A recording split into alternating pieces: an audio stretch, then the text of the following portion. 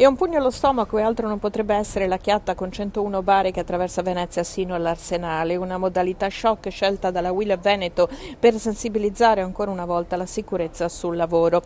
101 bare, simbolo dei 101 morti sul lavoro registrati in Veneto nel 2023, anche se l'unica regione a segnare una diminuzione degli infortuni nel triennio 2021-2023, ma non basta.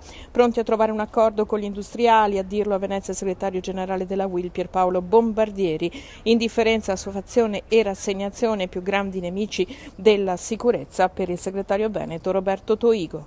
Noi siamo pronti a discutere, lo abbiamo già dichiarato nell'incontro che abbiamo fatto con Orsini, abbiamo apprezzato il richiamo intanto alla responsabilità sociale, che è un tema che noi abbiamo posto tante volte, e ovviamente siamo pronti a discutere con Confindustria dei temi, soprattutto quelli di relazioni industriali che lui ha posto. Intanto la proliferazione dei contratti. Riteniamo che sia arrivato il momento di limitare i contratti a soggetti che siano effettivamente rappresentativi.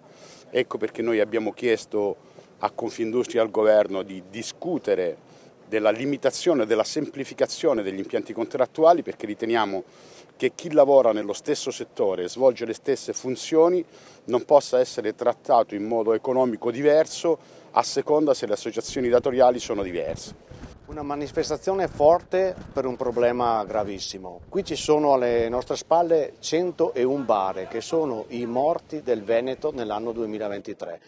Già oggi siamo arrivati a 37 a luglio senza vedere cosa è successo, sapete benissimo, tra luglio e agosto. Cosa significa questo? C'è un impegno? Sì, io credo che nel Veneto ci stiamo impegnando tanto con le aziende, con le istituzioni e così via per debellare questo problema. Ma se la risposta è quella che abbiamo alle spalle, ancora non ci siamo. C'è molto da fare, ma credo che la formazione, i controlli, come si diceva prima, ma ci sono 422.000 aziende in Veneto. Pensare di avere una struttura che controlla 422.000 aziende è utopia pura. Dunque bisogna pensare alla cultura della vita.